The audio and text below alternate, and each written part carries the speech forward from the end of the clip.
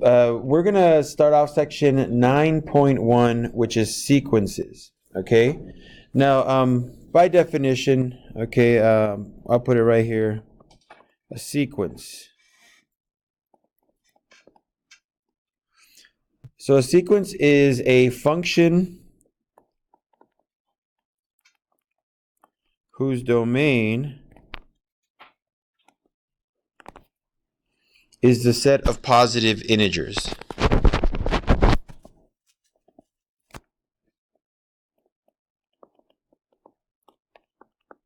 Now, it's going to seem really easy at first, but then it starts to get a little bit more difficult as we move on. Okay? But a sequence is I'm just checking something here.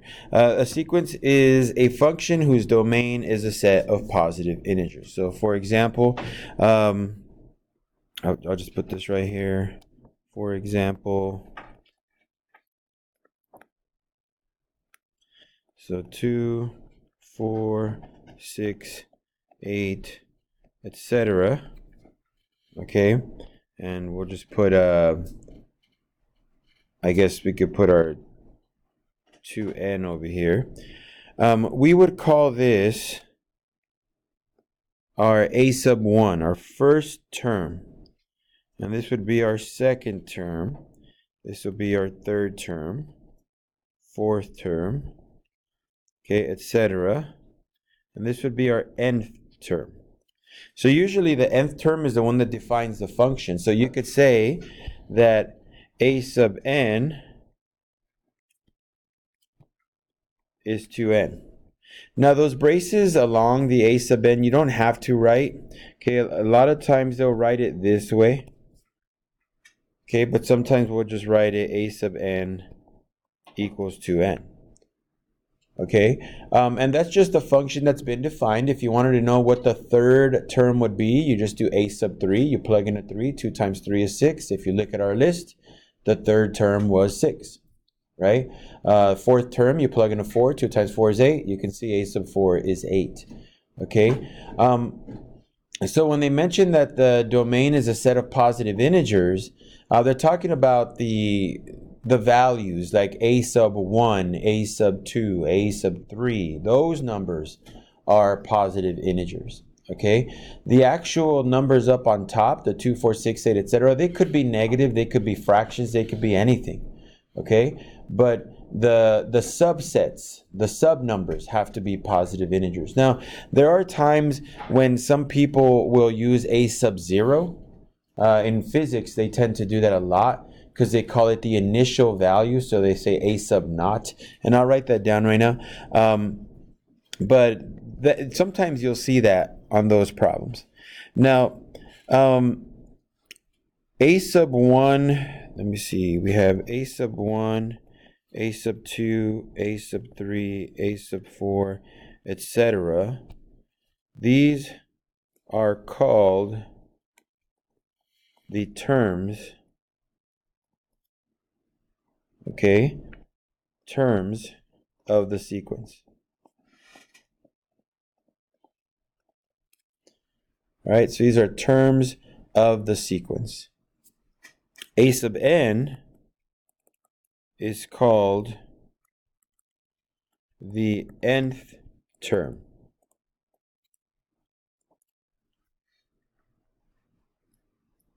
So let me erase that line. So those are just the way they call these things, okay? Now sometimes, like I said, I'm just going to put a little thing here. Sometimes we use a sub 0 as the first term.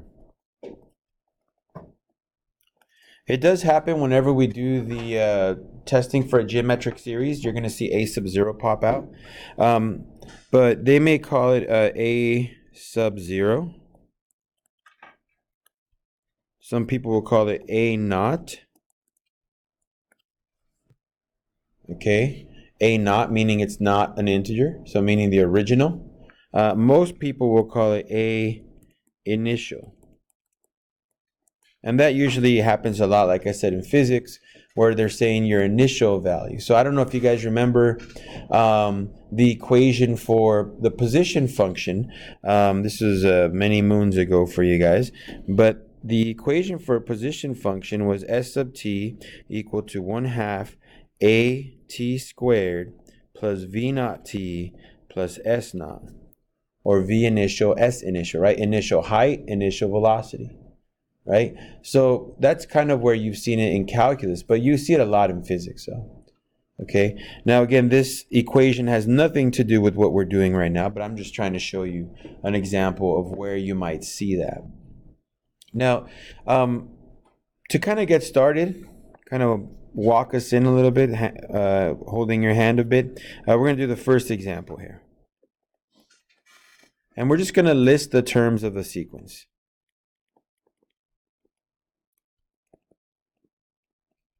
So list the terms of the sequence. So part A, we'll start with a sub n equal to 3 plus negative 1 to the n.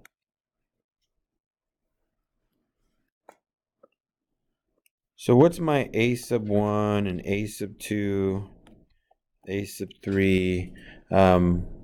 Let's list the first three. So if I'm going to list the first term, then it's 3 plus negative 1 to the first. I'm going to go a sub 4 as well. So I put in that value, that becomes 2. If I plug in a 2, I get 3 plus negative 1 squared. That would be 4. If I plug in a 3, I get 3 plus negative 1 to the third. That'd be 2. And if I plug in a 4, that'd be a negative 1 to the fourth. This would be 4. So if you want to list the terms of this sequence, you could kind of say that the terms are basically 2, 4, 2, 4, etc., right? We can say that those would be the terms for that sequence. All right, well, that's not too bad. Let's go with another one here. B. Let's try b sub n equal to 2n over 1 plus n. And we'll do 4 of these. So a sub 1, I'm sorry, not a sub 1, b sub 1, b sub 2, b sub 3, b sub 4. So b sub 1 would be 2 over 1 plus 2, right? 2 times 1, I'm sorry, over 1 plus 2. So that's going to be 2/3. B sub 2 would be 2 times 2 over, oh wait, I just realized I did something wrong. That'd be a 1 plus 1. 2 over 2, that'd be a 1. Sorry about that. I just noticed I put a wrong number down there. So this would be a 1 plus 2 here. So that'd be a 4 over 3. B sub 3, 2 times 3 over 1 plus 3, 6 over 4, 3/2. Okay, and b sub 4, 2 times 4 over 1 plus 4, this would be 8 over 5, which actually is that.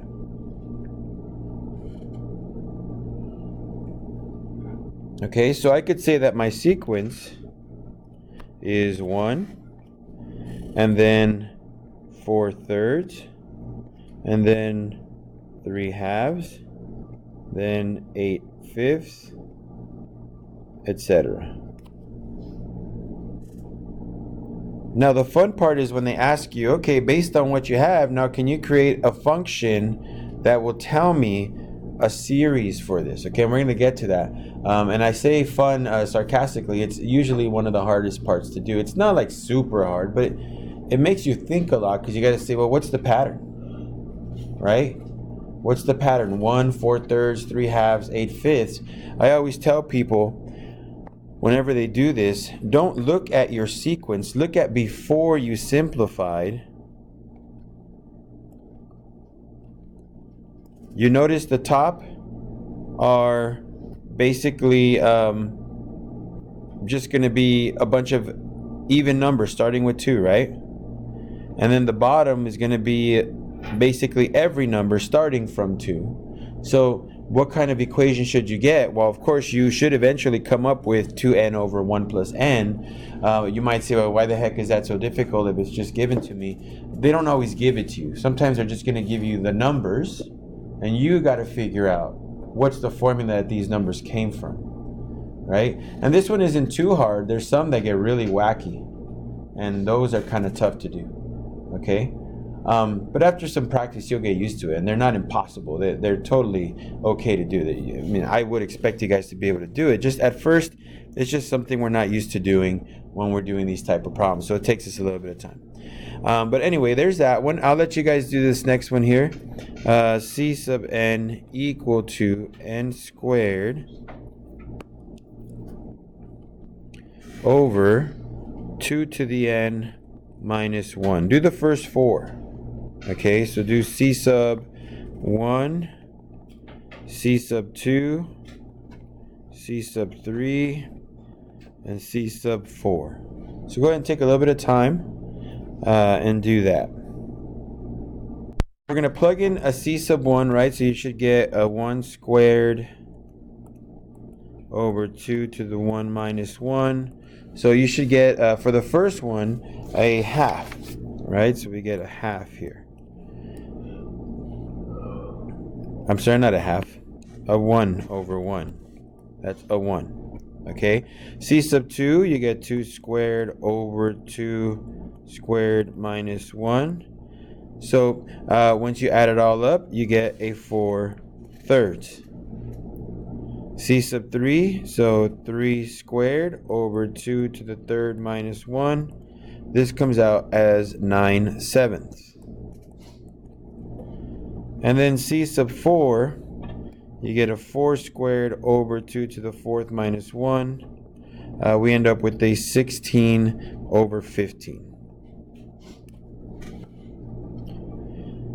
So remember, what I was telling you before is, if you didn't have this equation and I just gave you the answers of 1, 4 thirds, 9 sevenths, 16 fifteenths. Okay, if I were just to give you this, that, and that, and actually maybe not that one here, maybe I'd say this one, before you simplify. Can you say, oh, based on those numbers, the formula must be n squared over 2 to the n minus 1? Right? And that takes practice. There's a way you do this. There's a way that you're like, oh, 1, 3, 7, 16, that's just 2 to a certain power, but then you subtract 1. Right? And there's ways that we do that. And we'll go over that. Okay? But just to write these terms out, so we got a 1, a 4 thirds, a 9 sevenths, a 16 fifteenths, etc. And those would be the terms for that. So, I mean, that's pretty easy. That's nothing you guys should be worried about doing. If they ask you to list terms, plug in numbers and do it. Okay? So in this chapter, like I said, we're going to be dealing with convergence and divergence of sequences, whether or not they go to a specific number or are they going towards infinity. So just like I could give you a small example here. Does 1 over n converge? Okay, does 1 over n converge? In other words, if I were to give you a sub n equal to 1 over n, would you tell me that this converges to some number? Okay, now I'm going to tell you that it converges to 0. Okay, well, think about it. If you took a limit of it, what would you get? Of 1 over n. What's the limit as n approaches infinity? We keep adding forever. What's 1 over infinity, which is 0, right? So how can we check it? Well, if I do a sub 1, that's equal to 1, and a sub 2 is a half, and a sub 3 is a third. A sub 5, let's say, is a 1/5. A sub 100 is 1 over 100. What's eventually going to happen when I get to a really, really, really large number? What's it going to become? 0, right? So if I go like a sub infinity, this basically is going to go to 0. So we can say that this is leading up to 0. Okay? So notice we talked about taking a limit. So there's a theorem for this. So theorem 9.1. This is the limit of a sequence.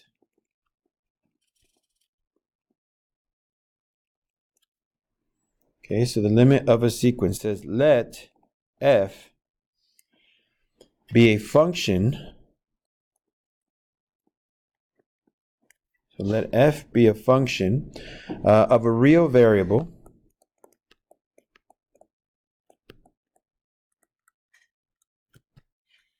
such that the limit as x approaches infinity of f of x is equal to L. So they're saying just let the limit exist.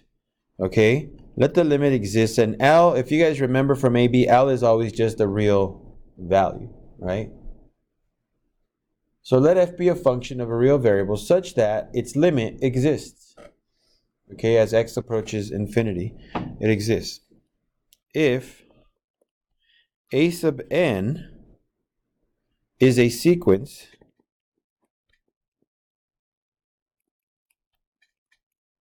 such that f of n is equal to a sub n for n. Do you guys know that notation? Let me write it over here. For n being an element of the positive integers. Do you guys know that? Okay, well that's what it means. N, the epsilon, it means an element of. That weird z, that means integers. And the plus power means positive integers. If I put a minus, it'd be negative integers. So if a sub n is a sequence such that f of n is equal to a sub n. In other words, let's just assume that this sequence that we define is the same as a predefined function. So if a sub n is a sequence such that f of n is equal to a sub n, for n being an element of the positive integers. In other words, n is a positive integer. That's all they're saying. Okay. Then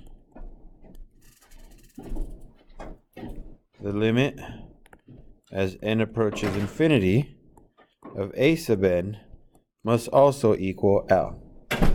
So what they're basically saying is we can define sequences as functions. And if the function has an actual limit, then the sequence will have an actual limit. Now, we can say that if a limit actually has an answer, it converges. If it has an infinite answer, we could say it diverges. Okay, but if it has an actual solution, a real solution, then we say it converges. Okay? Now, before we go into our last example, I want to go over some properties really quick. So this is theorem 9.2.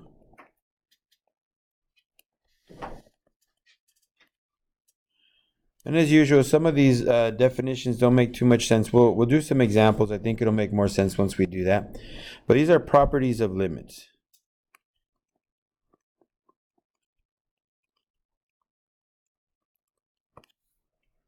So they're going to say let the limit as n approaches infinity of a sub n equal to L, and the limit as n approaches infinity of b sub n equal to k. So these are things you're supposed to know already, but I mean, it's been a while, so let's just revisit. So the limit as n goes to infinity of a sub n plus or minus b sub n would be the same as putting down L plus or minus K.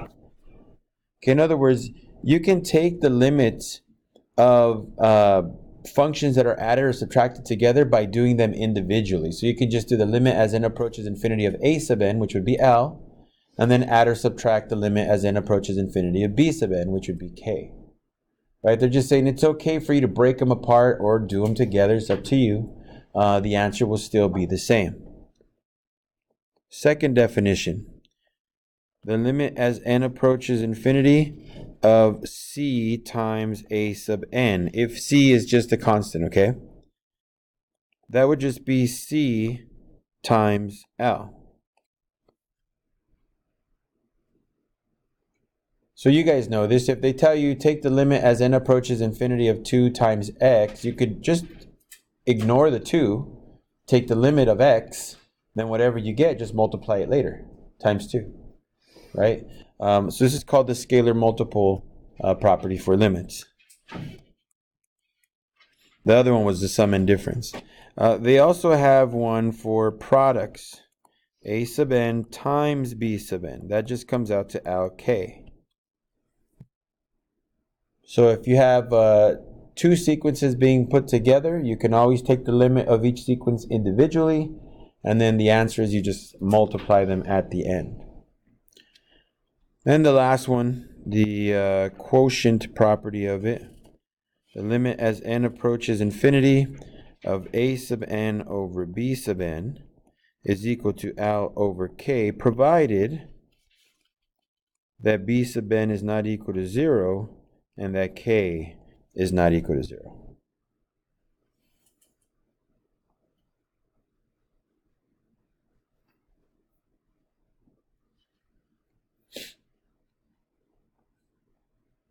So right now, like I said, we're going to do one example. We'll talk about factorials real quick, and then I think we're done. Tomorrow we'll go over the squeeze theorem. We'll talk about the absolute value theorem, and then we hit pattern recognition. I'm not sure if we're going to get into monotonic sequences the same day. We may or may not. It kind of depends on how fast the rest of this goes. So those are just properties, okay? So let's do example 2 here. So example number 2. Are these convergent or divergent?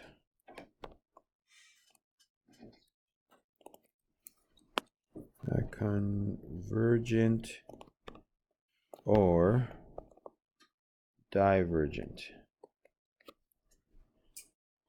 So part A, we're going to talk about the sequences that we were doing before, okay?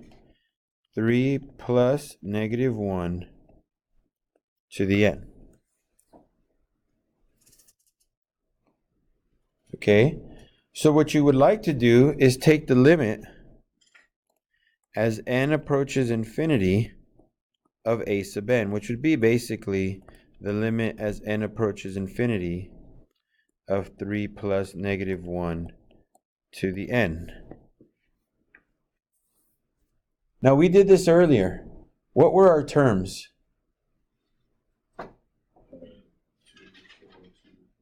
So what kind of function, what do we call a function like that that's going 2, 4, 2, 4, 2, 4, 2, 4? Starts with an O. It's an oscillating function. What did we say about oscillating functions in AB? About its limits to infinity. It does not exist, right?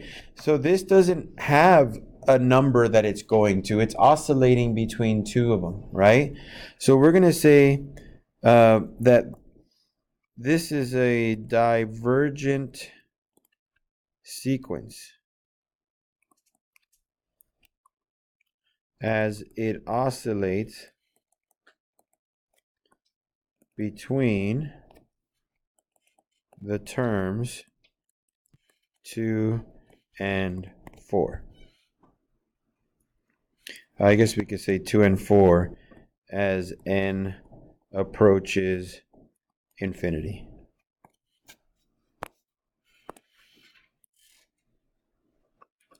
So we're very much still kind of going to use limits. We're not going to forget about limits. Okay. So divergent because it doesn't have an actual answer, right? B. Let's do B sub n now. From before. I think it was not 2n, it was n. Oh no, we're not doing the one from before, I'm sorry. This is n over 1 minus 2n. So we're going to write the limit as n approaches infinity of n over 1 minus 2n. Do we know the limit for this?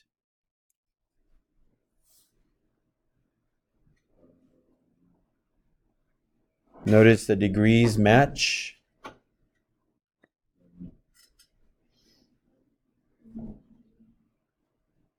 So there's a 1 here, right? There's a negative 2 on the bottom, so this would be a negative half. Right? So according to the definition, just so I can move back really quick over here, it says if a sub n is a sequence that's such that f of n is equal to a to the n, in other words, you have a function, then the limit as n approaches infinity of a sub n will be equal to whatever the number happens to be. Now we have negative half.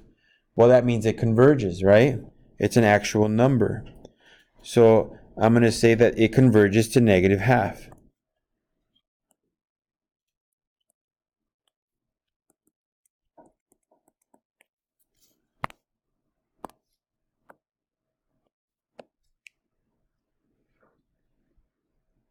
All right, let's do C. Here, let's do part C. We'll put C sub n, and that's going to be n squared over 2 to the n minus 1.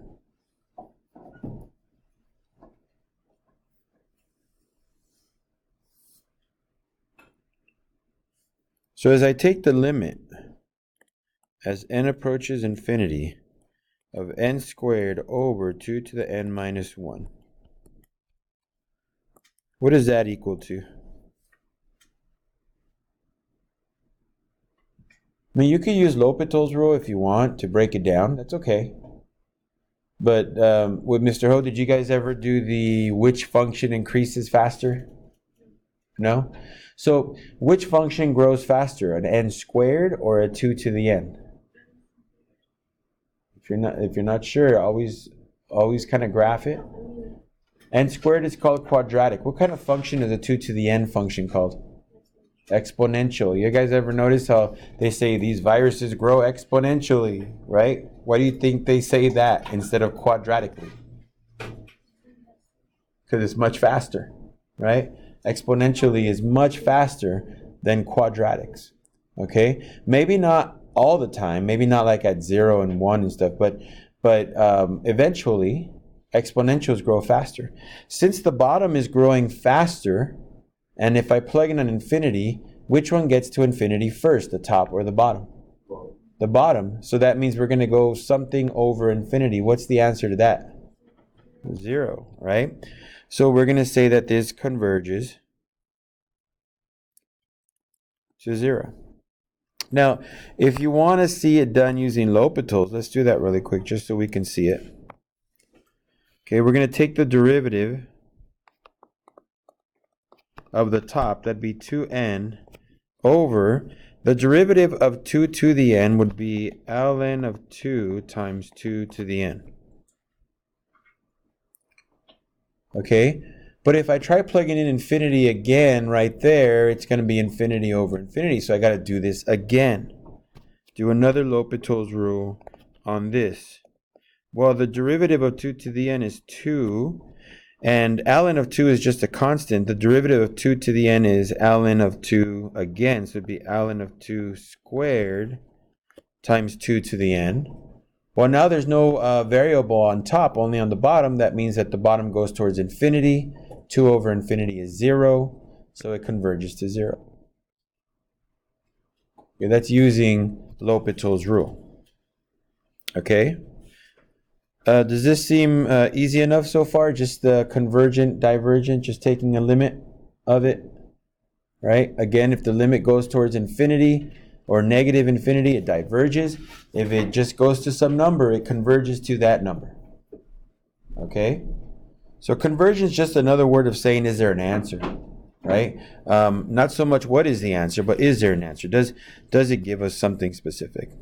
Now, the last thing we're going to do today is, I'm just checking time here. We're just going to talk about factorials just as a reminder. Again, some of this stuff is just reminders because maybe it's been a while since you've done this. But factorials, excited numbers, right?